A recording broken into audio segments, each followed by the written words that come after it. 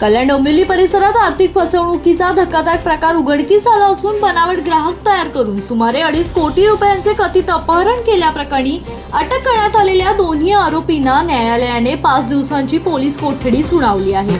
मिळालेल्या माहितीनुसार दीप भारती निधी लिमिटेडचे मालक राजन दुबे यांनी मुंब्रा पोलीस ठाण्यात दिलेल्या तक्रारीत कंपनीसाठी काम करणारे रोहित राठोड आणि शमीना किची यांनी संगनमताने सुमारे 380 बनावट ग्राहकांची खाती तयार केल्याचा आरोप केला। या ग्राहकांसाठी खोटे पत्ते, बनावट कागदपत्रे आणि मोबाईल क्रमांकांचा वापर करून कंपनीची अंदाजे 2.5 कोटी रुपयांची आर्थिक फसवणूक करण्यात आल्याचा दावा तक्रारीत करण्यात आलाय।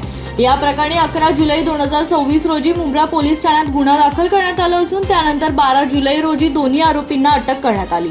न्यायालयात हजर केल्यानंतर पुढील तपासासाठी त्यांना 5 दिवसांची पोलीस कोठडी सुनावण्यात आली असून या काळात आर्थिक व्यवहार, कागदपत्रे आणि इतर संभाव्य सहकार्यांचा तपास केला जाणार असल्याची माहिती पोलिसांनी दिली आहे। दरम्यान रोहित राठोड किंवा शमीना किची यांच्याशी आर्थिक व्यवहार असलेल्या नागरिकांनी त्यांना कोणतेही पैसे देऊ नयेत, तसेच त्यांच्या विरोधात आर्थिक फसवणुकीची माहिती असल्यास तातडीने मुंब्रा पोलीस ठाण्यात साधून तक्रार नोंदवावी असे आवाहन पोलिसांनी केले आहे। राहुल कांबळे, जनशक्ती, कल्याण।